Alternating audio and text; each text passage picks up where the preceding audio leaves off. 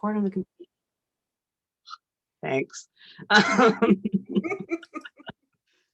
oh, we used to use this other platform, and when we pressed record, it would also do a similar thing. So I thought when we would move to Zoom, there wouldn't be like the voice of God coming down every time I pressed the record button, but she followed me, which is fine. I was hoping to get a break, but it's okay. She wants to make sure that everyone understands what is happening, so no one can be offended. They have to know. Hello, everyone, and welcome to our virtual discussion of author Valerie Geary's On a Dark Tide.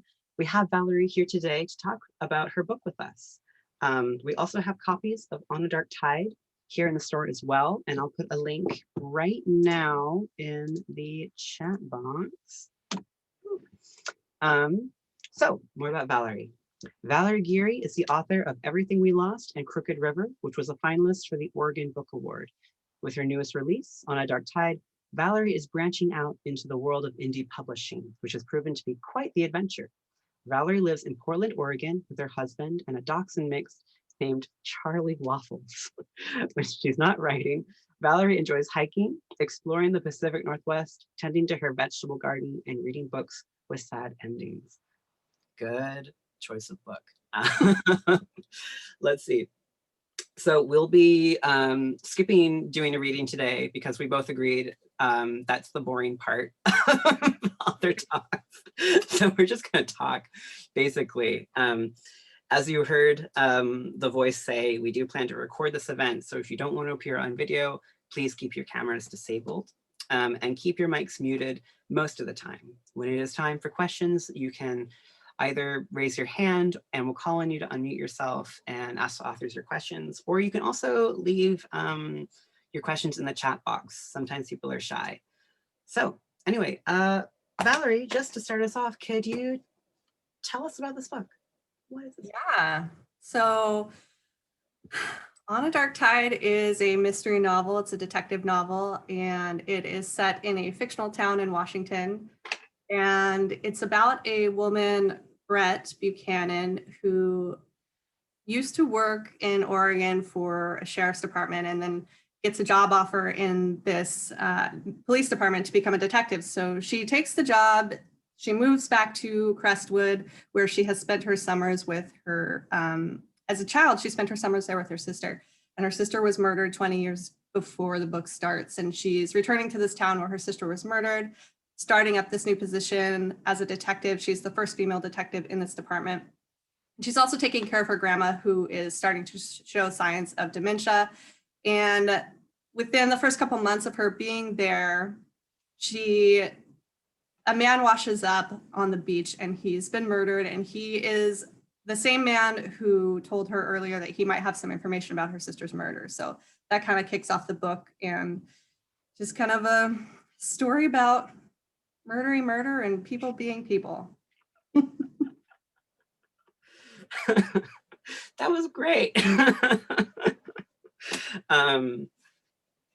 I would say I really liked the small town aspect of this book. I think you captured that really well. The way everything's interconnected and gossip flows really fast, I thought. And the dialogue especially was like, I think that's one of your strongest strengths, basically, is you write really realistic dialogue. I love saying the same word twice in a row.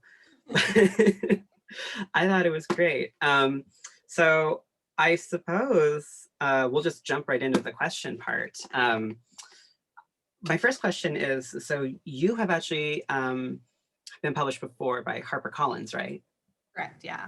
Okay, so these two books, past books, Crooked River and Everything We Lost, they've been mysteries, but they also, I noticed they kind of circled around the paranormal, specifically ghosts and aliens. This one does not do that and opts for full realism. What prompted you to write? Well, first of all, what prompted you to write this in the first place? And why stick with just the mystery genre? Why did you drop that paranormal aspect? So I think that partly I tend to kind of just follow where the story wants to go and what the characters want to do. Generally, with my books, I'll start with like a small kernel of an idea and then ask myself like what if questions, like what if this happened, what if that happened.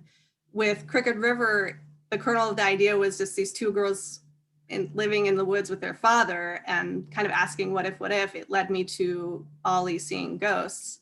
And so they came much later in the process. I wasn't like setting out for that to be like a supernatural element from the beginning. And then with Everything We Lost, it was the kernel of the idea was a woman looking up at the stars, wondering where her brother was. And so I think from the beginning, I knew there was going to be like a alien element there.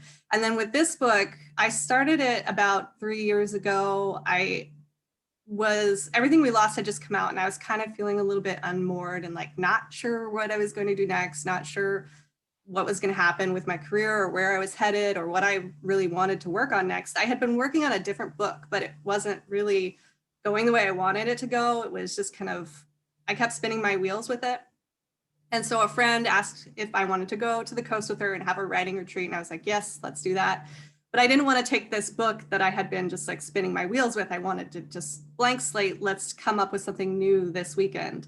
So we went to the beach and I was out walking, just trying to get some ideas and was like, oh, what if a body washed up right now? Because that's where my brain goes first, right? It's like, what would happen if there was a body? And so then as I was kind of thinking at the beginning of this trip that I wanted to explore the detective novel a little bit more, partly because I thought it would be easy. It was like, oh, it's got to be real easy. You just put, you have a body, then you have an investigation, and then bam, the killer is found at the end. This will be easy. I'll be able to hammer it out in a couple months and sell it, no problem. So walk along the beach, I'm like, okay, what if a detective found this body washed up and she knew who it was? And so that was kind of the kernel. And then as I was following this story, it led more into a realistic path rather than, there weren't really any supernatural elements that kind of came organically as I was exploring the story. So. Could you tell me about like any research you did in detective novels before writing this book or as you were writing the book? Well, I really like reading detective novels. It's it has been for a while one of my favorite genres. Then as I was starting to write this book, I started to read more like online articles about realistic detectives, like what they did, how they investigated. I also checked out there's a lot of really good like memoirs or books by police that they write about their job and their specific, like there was one specifically about women cops that I really enjoyed because it was kind of going through the decades and how women weren't allowed to be police detectives or even like uniformed police. Like they could work in like the jail, in the women's section of the jail, or like with child custody cases, like that kind of thing, but they weren't allowed to like arrest men. And so like kind of the history of that and like how female detectives developed over the course of the decades and like their fight for equality within the policing system. So I read books and watched true crime shows and did a lot of internet searches. That was about the extent of my research, honestly. I didn't feel like sitting down and interviewing a bunch of cops because it was just like, they have better things to do with their time. And there's so much online and so much that like people will give freely in books or online that I found what I was looking for in that style of research. Can I ask why did it take place in the 80s? So a couple of reasons. One is that I wanted Brett to be coming into a department where there hadn't really been women in the department. I wanted that kind of tension of her trying to find her footing in a place where she doesn't really belong or where people don't really want her there or where they think she's only there because the chief and her grandmother are friends, and kind of that tension of being an outsider and how she figures out how to fit in this system. So that was one reason.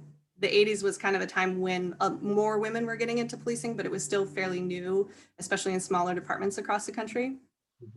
The other reason was because I I have a serial killer element in the book, and the 1970s and the 1980s was a time when like serial killers were just starting to become known. The police were starting to understand them better, and there was like this just a lot of serial killers in the 1970s and 80s. Ted Bundy, you know, the Son of Sam, and those kind of people were out there killing, and it was kind of a time of like fear with people in the areas where the serial killers were killing, and I kind of wanted to have that historical element in the book. And then the other thing that I thought for some reason I was going to make it easier on myself to set it in the 80s. So I was like, I don't want to deal with like social media and with like computers and with like cell phones. But then I ended up having to do way more research because I was like, wait, when were computers actually made? Like, would they have a computer? Was it a typewriter or like a walkie-talkie? Not a walkie-talkie, a Walkman. I had one of the characters listening to Walkman, and then I was like, wait, when were Walkmans actually like invented? When were they used? Was it 84 or I don't think so. It was like I ended up giving myself more work by studying it in the 80s. That's kind of fun though. Like, I don't know. I really loved that spin that you put on setting it in a different decade. I'm wondering, going in the future, are there like certain things about the 80s that we might see in this series, like maybe like Satanic Panic or the AIDS crisis, or I don't know what else happened. I think a space shuttle exploded. Actually, one of the things that I have been researching is Satanic Panic. I'm attempting to use it in book 2, but I think I'm going to have to push it to book 3. My writing partner, who's here tonight, hi Caroline, she has read a draft of book 2 and kind of touched on my fears that I already have. I was like, I don't think this storyline is quite working. Like, I really like the element of the Satanic Panic, of how the communities were kind of terrified by the idea of their teenagers being involved in Satanism. And I really would like to explore that, but I'm not sure in what way I'll be able to do that yet. But I have been investigating that, researching that a lot more for the following books. But I don't know what else might come up. I'm sure I'll find something. I'm really excited for the next one when it does come up. Okay, I want to go back to touching on those 2 books again, HarperCollins books. These were both published. I mean, HarperCollins they're one of the big 5, right? Yeah. Okay, so this was published by one of the big 5, both of these 2 previous books. For this 3rd book, you left the traditional publishing world and decided to do it yourself. Could you talk us through that? Like, why did you make this decision and what was it like?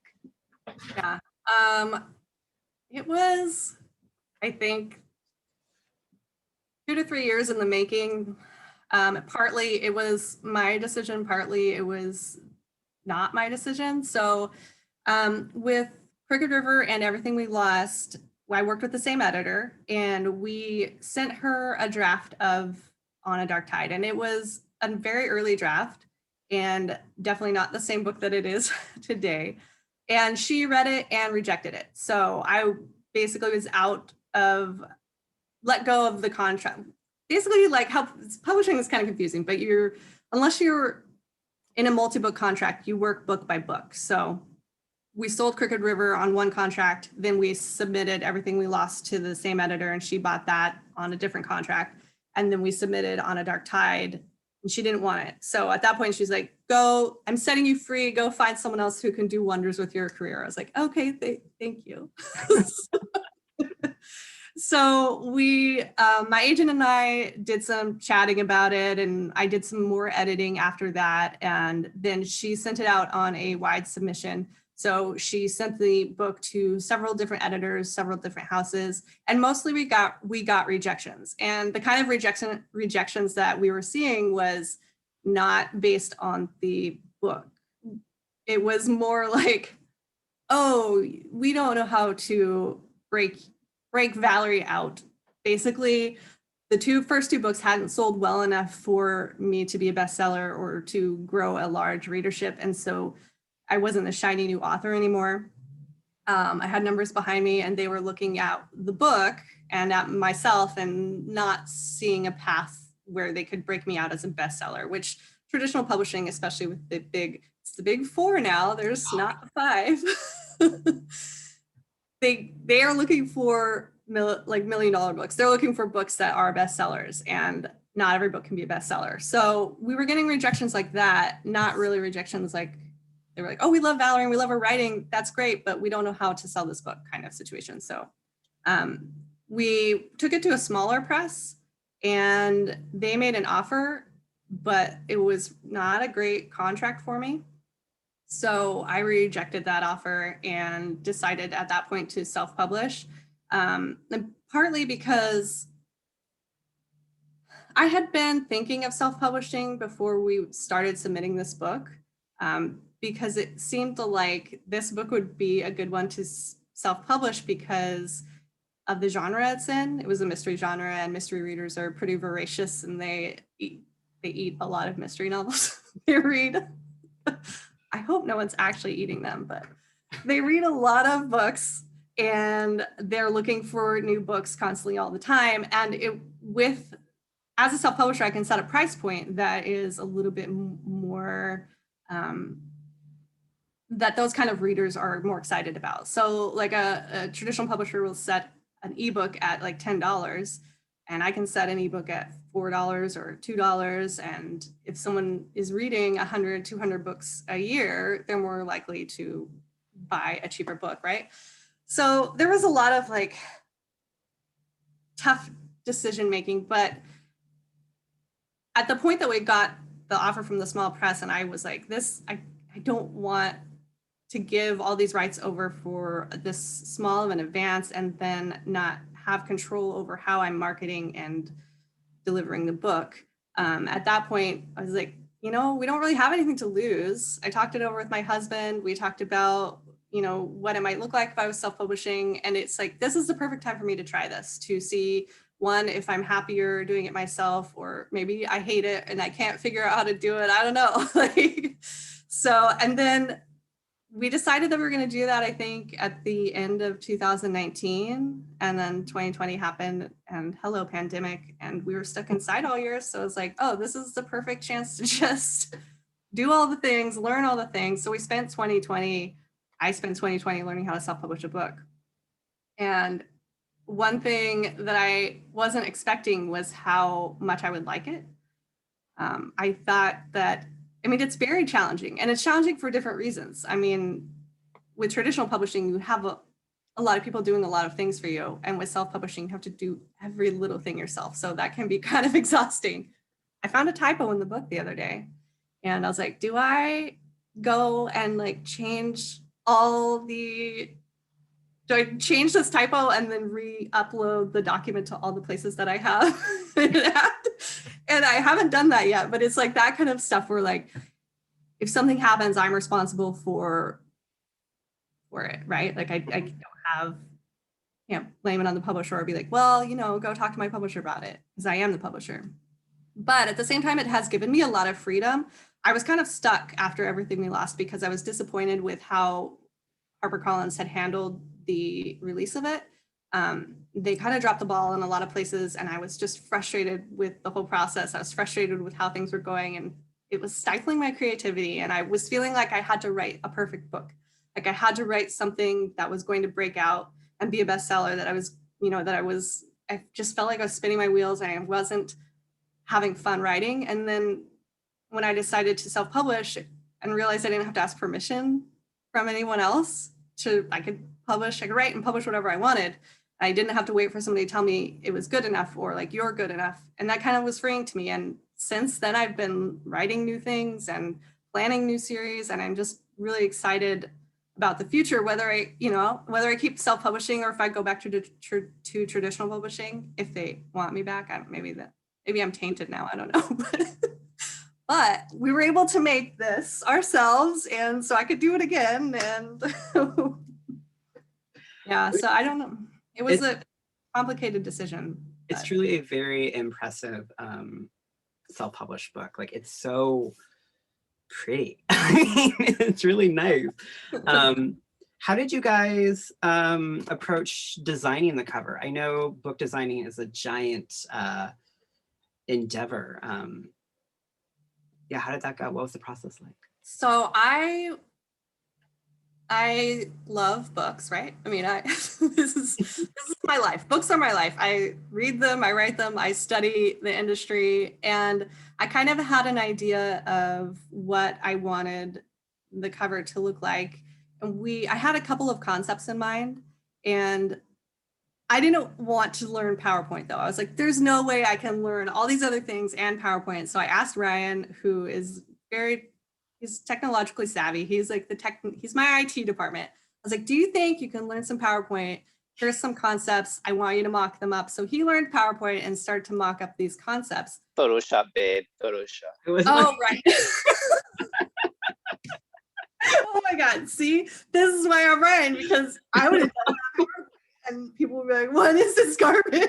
I think that'd be interesting to see a book cover designed in PowerPoint. Okay, so clearly I didn't want to learn anything. And so I gave him a couple concepts. I just like drew them out on paper. Like, here, put this hand here, put this thing here. So, and then we found some stock photos and he did some mock-up covers for me. And then we also pulled some pre-made covers off the internet that would have fit with the book, because I was like, let's see if we can, like, if these pre-made covers are comparable. You know, like, we wanted to make sure that we were not wasting our time making cover if we could just buy one for like $100 pre-made, right? So we sent these 6 concepts. Half of them were pre-made, half of them Ryan had mocked up to several friends. We're like, hey, which one do you like? And literally everyone gave a different response. So we were like, okay, so back to the drawing board.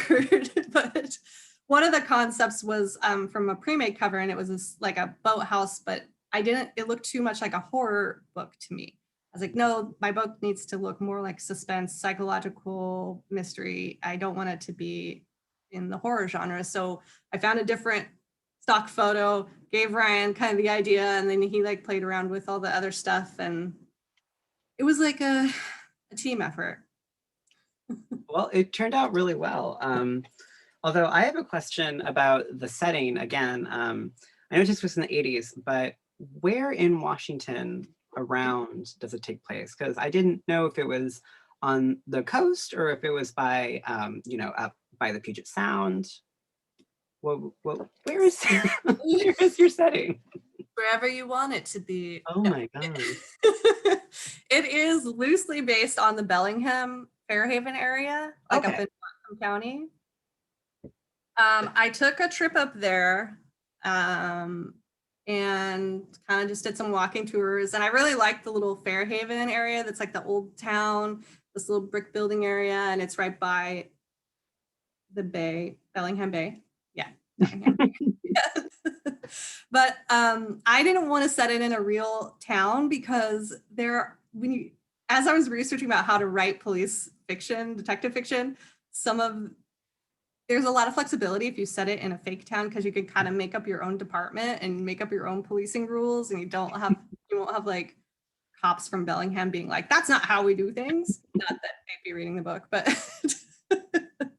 so I kind of loosely based it on that area. And then I also wanted the flexibility of being able to change the landscape as I wanted, to kind of move the characters through the Pacific Northwest a little bit. I mean, I tried to like at least give the feeling of that Pacific Northwest feel. No, you definitely, if I had to guess between the two, I would say something like Bellingham or something up north there. Yeah. But yeah, it was really good. Okay, one thing I want to talk about. Are you ready to get a little sticky with me? Yeah, let's do it. Let's get a little sticky. Okay, so this stars a female detective working in the police force in the mid 80s. Technically, there's this thing called copaganda where it like portrays cops in a nice light, basically. But then June 2020 happened and kind of threw us all in the kind of unveiled, the secret origins of cops and all these things and how corrupt they can be. So since finishing this novel, so a lot of corruption and messed up dynamics has come to light. How is this going to affect your series going forward? So I've had characters in my books before. Crooked River, there's a deputy that Sam is friends with, and Sam runs into issues with the police department in that book. With Everything We Lost, they kind of take a back seat, but they don't do a great job with the investigation. And part of that is to move the story forward, but part of that is also in my research. I have been researching police and detectives for a while, so for my entire career, not just for On a Dark Tide. And so it was not news to me that the policing system faces challenges. Yeah. So when June 2020, when the nation started facing facts and realizing, I mean, George Floyd is not the first Black man who has been killed by police, and he's certainly not the last. And so it was, while the nation was having a reckoning, I wasn't necessarily surprised by anything. I was like, well, cops, departments are not always doing the best that they can for their communities. And I think what changed, though, for me after that was kind of a reckoning of my own of like, well, why do I enjoy cop fiction? Why do I enjoy detective novels? Why am I writing this? Where is this going? What am I doing to help my own communities by writing these books? And I think that with writing, you can kind of explore these issues in a way. And I think that's kind of what I'm doing now. So when I wrote the first book, it was kind of in the back of my mind of like, I always kind of try to write complicated characters. And I like the idea of Brett kind of walking into this department that's not perfect. And she's trying her best to figure out how to be a good cop in a broken department. And I think that with book 2, I'm kind of exploring that even further. And this idea of her having to question, well, can she be the person that she wants to be and also wear a uniform?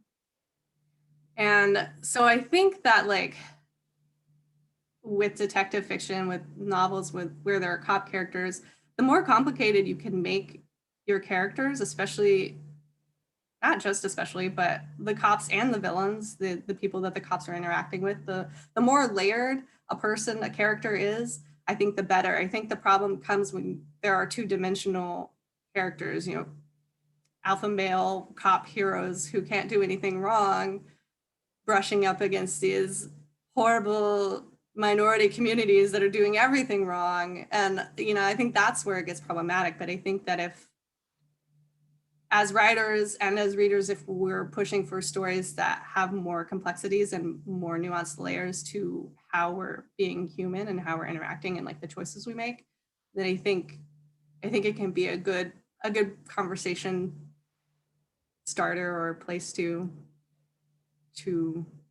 come and kind of question how things are or how we want them to be, I guess. Yeah. I really like, I will say, I really liked how in the book, there are corrupt cops, but there's also like, oh my gosh, who's the bird watcher? I forget his name. Irving. I love him. He's so weird. He's just like this weirdo nerd bird watcher. That's great. I am really looking forward to how you're going to delve into that with the next book, because it's a big, complicated, touchy subject. And it's really cool that you're acknowledging that and going forward. We'll see what happens. And also, like, do you think the mystery genre as a whole has kind of turned into copaganda? Because you read mystery novels these days. You read a lot of mystery novels. Do you think it's mostly copaganda, or do you think there's other aspects of it? Because sometimes I don't know when I'm like, when I'm going into the mystery section, I'm like, what do I get? I don't know if it's just that like I seek out more complicated stories, or if I'm seeking out different types of writers, but I generally don't find a lot of copaganda. I think it was popular a lot, probably in the 80s, 90s, maybe early aughts. But I think as we've started to see stories from different types of storytellers, like writers of color, female authors getting into the crime genre, we start to see different kinds of stories. So like Attica Locke has a great series, the Highway 59 series, and she's writing a Texas Ranger, a Black man who is a Texas Ranger, and it's fantastic. The way she's able to like pull that mystery, so you're gripped by the mystery, but she's also addressing these racial issues in Texas. And I think there's a lot of authors, there should be more, but there are authors like her out there that are doing really interesting things with crime fiction. And I think that the mystery genre can also be useful if you're not writing from a police officer's perspective. So you probably will always have police in the crime fiction genre because that's just the nature of crime. There will be police involved.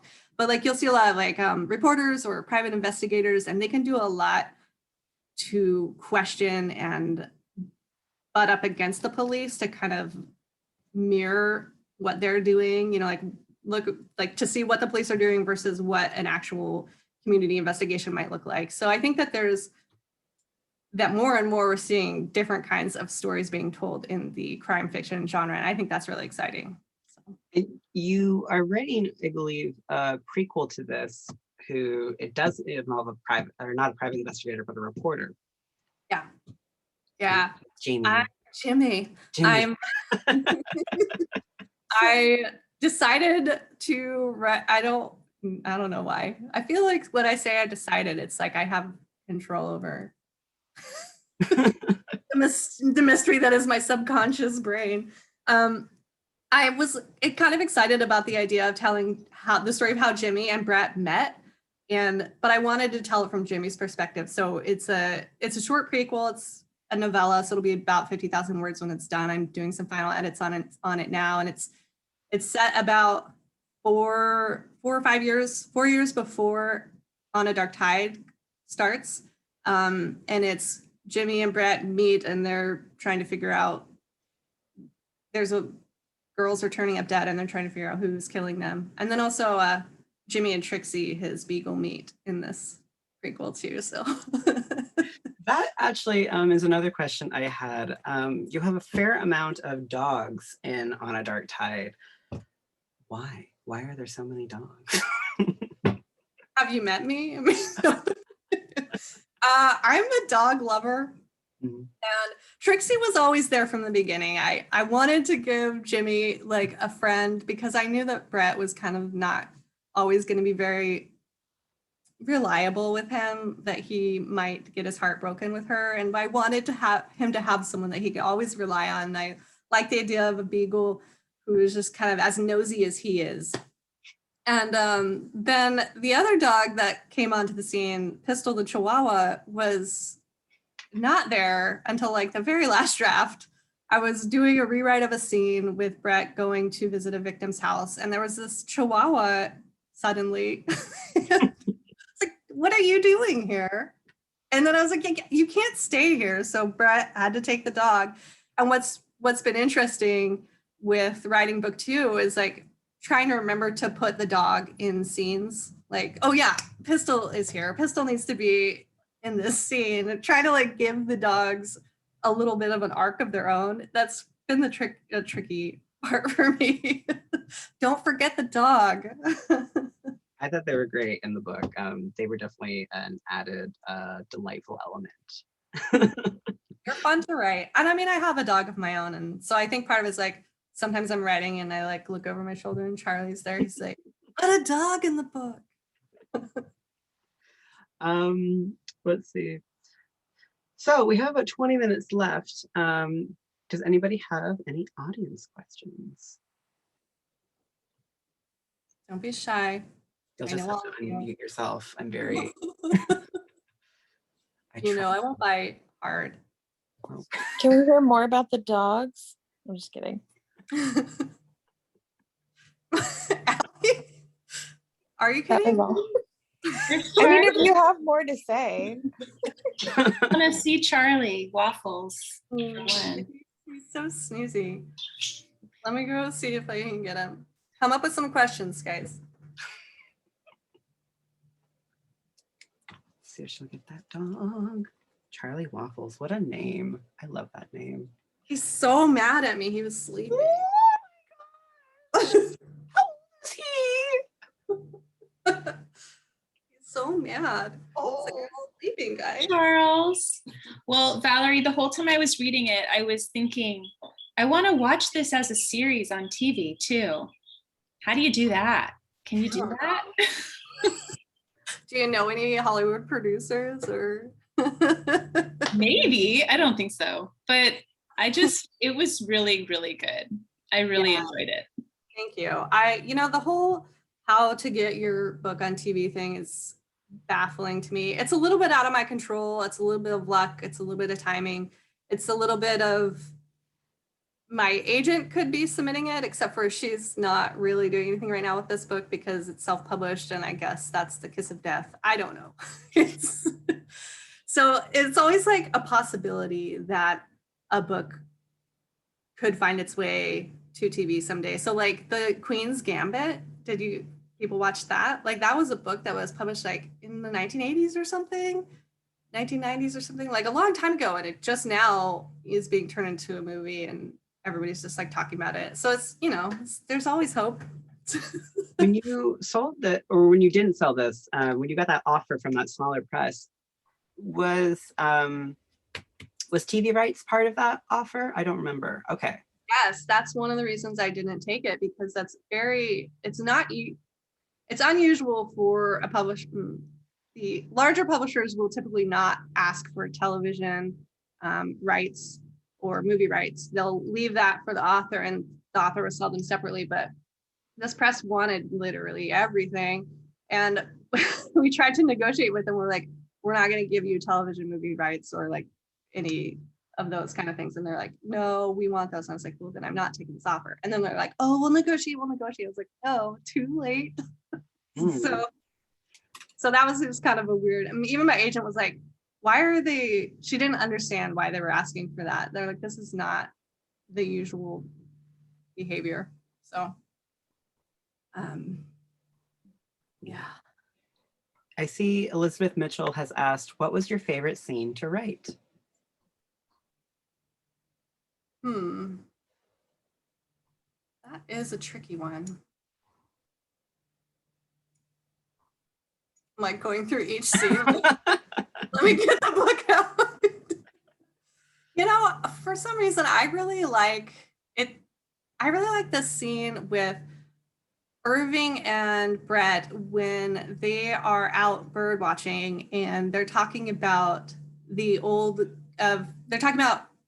Brett's sister's murder case and how it was handled. And I liked writing that scene. It took me quite a bit of edits to get it to where I was happy with it, but I kind of liked how the walls were coming down for both of them in that scene, and how you saw a little bit more about Irving's past and how he hasn't really been able to let go of this old case, and Brett had seen him as kind of not an enemy, but just not really someone who was going to be on her side until this moment when they start to like get along. So that was a fun one for me.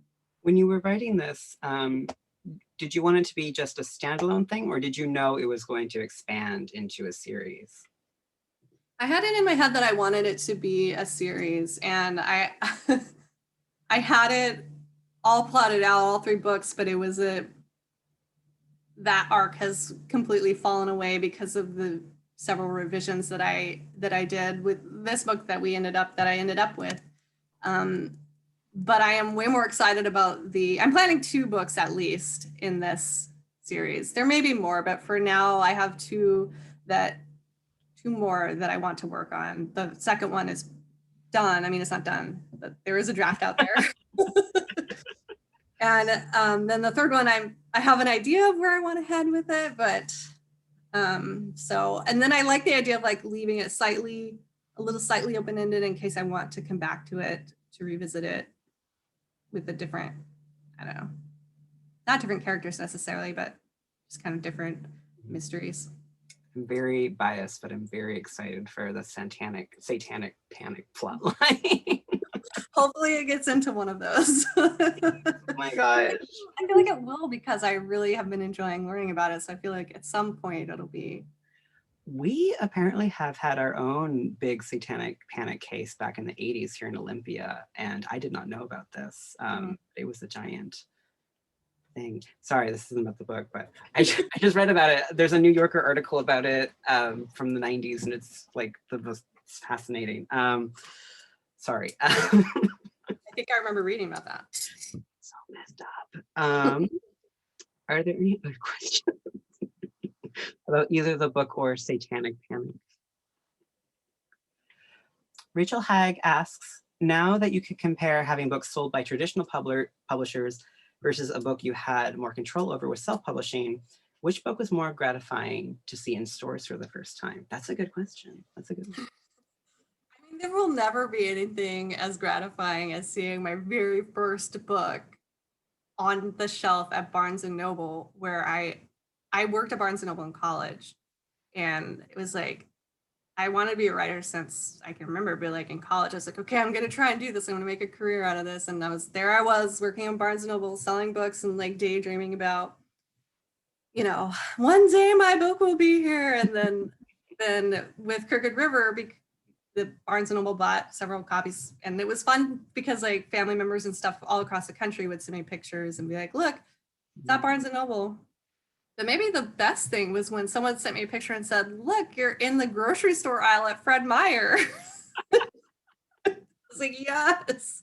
But I don't know, even like that will be, the thing that I'll remember most. But the subsequent books, it's still always fun to see them, any book on a store at the store being, talked about by booksellers like Jonah. So I tell people sometimes my life dream is to be on the dollar, the book section in the dollar store, that little sad thing. You'll get there. You'll get there, I'm sure. Thank you so much. Thank you. Can you tell me about, so one of the things you mentioned, the reason you went indie, you wanted more control over the marketing. What are you doing for marketing? How are you controlling the marketing? How are you controlling the market, Valerie? Tell me. No. I'm sitting here waiting for lightning to strike. So I think part of it was just like a little bit of packaging for me. So with Everything We Lost, even with Crooked River, I wasn't super happy with the covers. They were fine.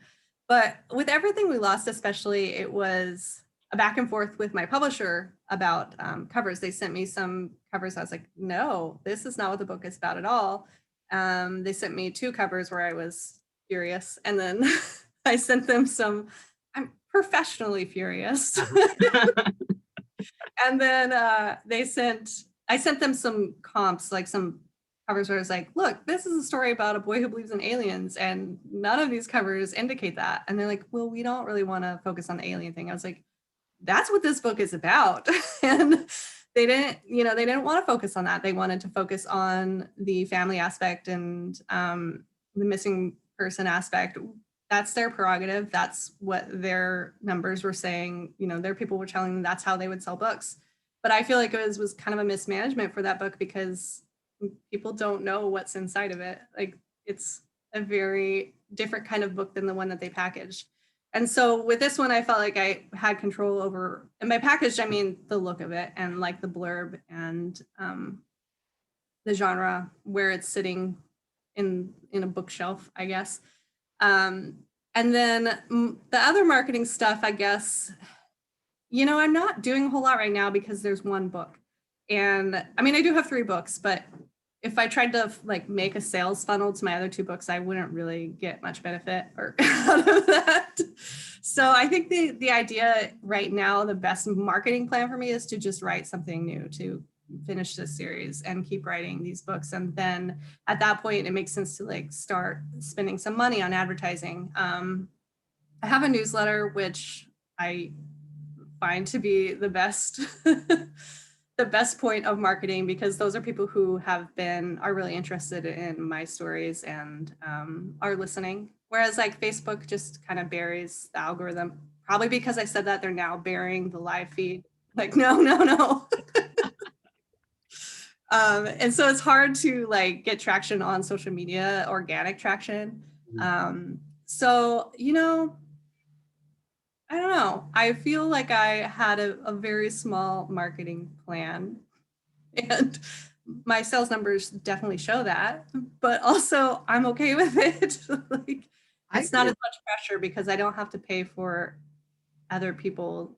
I don't have to pay the salaries of other people. It's just me and Ryan. So I really liked the stop motion book trailer you did, which was fun. So it's one of these little books with a knife going to kill Valerie.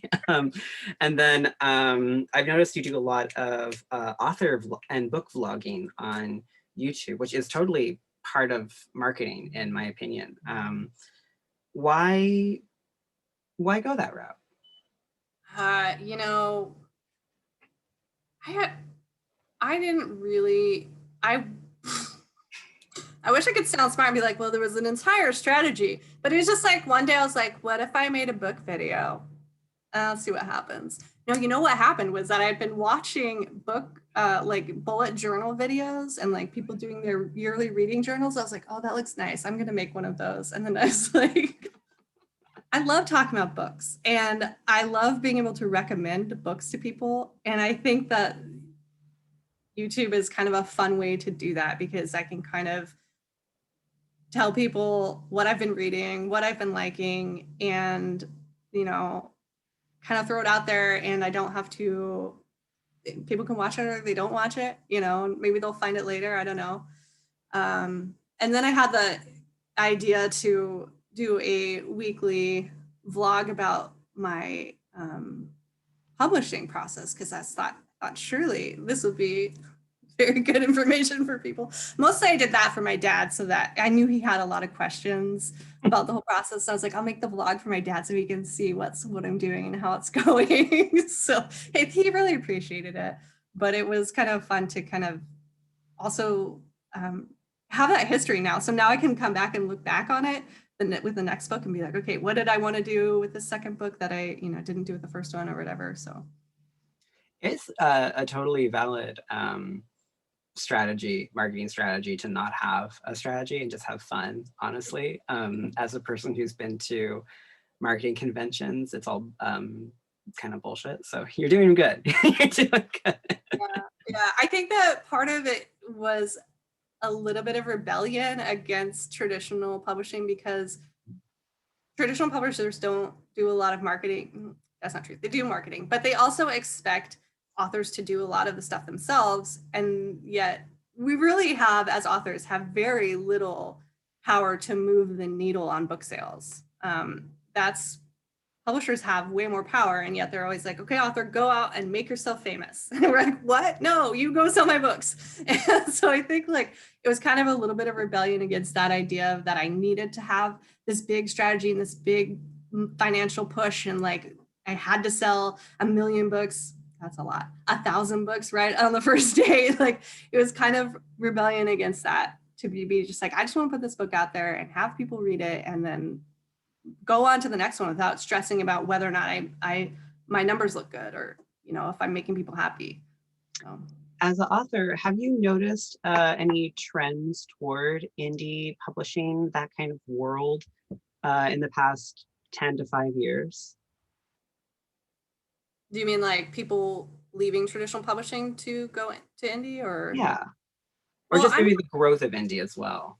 Yeah, I think that it can kind of be, I think the trend I might be noticing is that it's a good way, it could potentially be a good way if you're a fast writer to sell more books because traditional publishing has a slow publishing tail. So you sell a book, but it won't come out for like 1.5 years, sometimes longer, depending on your publisher. But if you're a fast writer, I'm not yet, but maybe you could potentially, there's people publishing 2 to 3, 4 books a year or more. And that's kind of genre specific too. Then the other thing I think it can be useful for is people like me, like mid-list authors who have readers and enjoy telling stories and want to get books out to readers, but aren't necessarily writing the kinds of books that are going to be bestsellers or break out. And it can kind of be a way to like get rid of that middleman and just bring the story directly to the reader. And I think that can be a positive thing. So on the back, it says this is published by Broken Branch Books. Is the branch because you mentioned at the start that you branched off? You know, no, but now it is. Erin Geary asks, can we get it sold in our local bookstores or can we help promote it in some way? So for the local bookstores, it can be tricky just because I'm not a household name. And so especially during right now when bookstores are still closed for like browsing, I think they're starting to open back up. But you can definitely go into your local bookstore and be like, hey, do you have this book by such and such an author? And ask them, you can tell them you know me, right? Like, I know them, they're great. You can ask them to carry it. You can, especially like if you're in Washington, this book is set in Washington. So you could kind of pitch it as like, I think your local readers will like to read about a book set in Washington, and they might carry it. A lot of the times, because they don't have a lot of shelf space, it might just be something they're like, oh, we can special order it for you. So you can always go into your local bookstore and ask to buy it. They may not actually carry it on the shelf, but you can tell them you've read it and it's great and you think other people would like it. So they should put it on the mystery shelf. And then helping to promote it, basically just tell people about it. So tell people, your friends, your people who like to read. If you have a social media presence, you can post a picture of it. I like pictures with dogs. So if you have a dog, you want to post your dog next to the book, I think that's always a positive. And if you know any TV producers, just sneak it in the stall next time you're with them. I will say as a bookseller, you're more likely to get our attention if you come bug us in person rather than email, because we just archive those emails really quickly. And Caitlin does bring up a good point, right? Reviews are positive. So if you use Goodreads, which not everyone does, that's a good place to write a review. Amazon is a good place. As much as Amazon is the beast we love to hate or hate to love, I don't know. But it is a place where readers find books. And so Amazon reviews are good. Barnes and Noble has a review section. Libraries do. You could also request it from your library. That is something that I'm trying to do to learn more about how to do. Like one thing that traditional publishers do that I can't, they have like connections to librarians and they're just like, here's these books, libraries, and then all these libraries will buy them. And libraries are important to me because that's how new readers find me. A person isn't necessarily going to spend a bunch of money on a new author they don't know. And the library is a great place to be like, oh, this book sounds good. I don't want to buy it, but I'll check it out. So if you want to contact your local library and ask them to buy a couple copies, it is available for libraries to purchase through Overdrive or physically. So usually there's something on the websites like ask to buy a book or something like that. So. All right, it is, we got 2 minutes left. My final question for you, Valerie. It has been such a pleasure. Here is my last question. What are you working on right now? We're just gonna volley that back and forth. For those who don't know, last time I went to an event with Jonah, they were talking about their own book that they had written and it was question time. And I asked them the question that I hate most, which is, what are you working on next? So, but this time I have an answer and I'm excited to talk about, I'm working on the prequel for this one. I'm editing it. I'm doing the final round of edits, just kind of copy editing, looking for typos.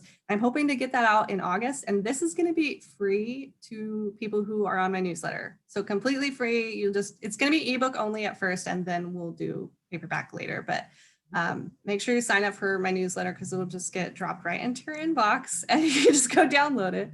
And then after that, I'm gonna pick up book 2 again and work on another heavy round of edits for that. I have a couple big things I need to fix. And I had grand plans to maybe get that out sometime this year, but I don't think it's gonna happen. I think it'll have to be next year. So, and then book 3. And then after that, secret project. I'm not gonna tell. Well, now I'm going to hound you about that secret project. So sorry. Okay, so this was great. Valerie, thank you for taking this time to sit with us and tell us about your great book. Oh my gosh. Thank you for having me, Jonah. And thanks to all my friends and family who came and to everybody who's watching on Facebook that I can't see. Hello. All right, we have copies here at Orca Books. You can find it at your local bookstores, bug your local bookstores if they don't have it. And everybody have a good night. Bye, everyone. Bye.